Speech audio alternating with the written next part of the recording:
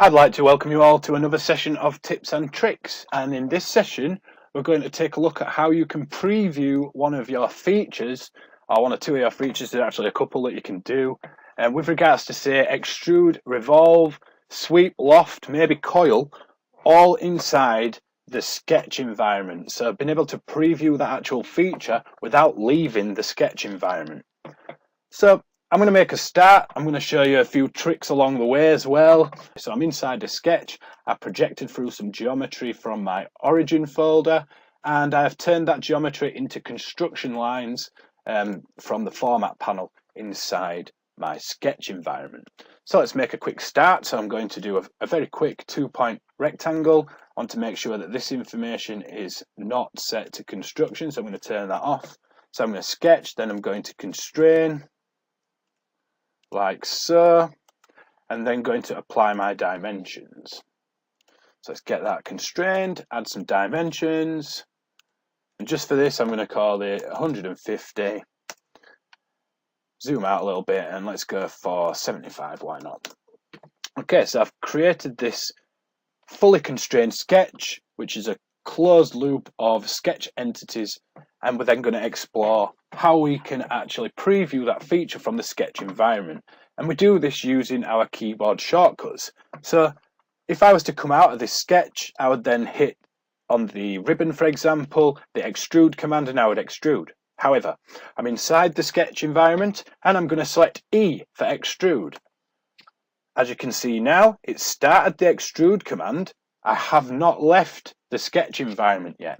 So I can then give it some form of a thickness with regards to the distance. I can hit OK here, and when I do so, not only will it close down the actual feature, but it will also finalize my sketch. So I'm going to select OK, and as you can see there, it's finalized the sketch and created the feature, saving me some time and some clicks.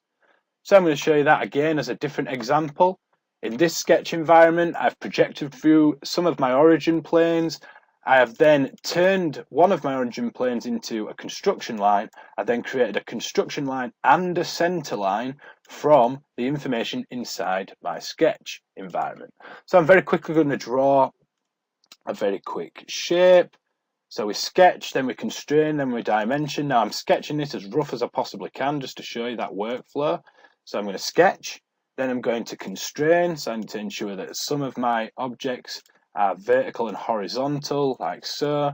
I then might want to use the equals constraint to make certain line segments equal to each other. I'm going to do the same here at the side for these two lengths. I'm then going to add in some dimensions. So first of all, I want a dimension here. I'm going to call that 50. That ups the size automatically for me.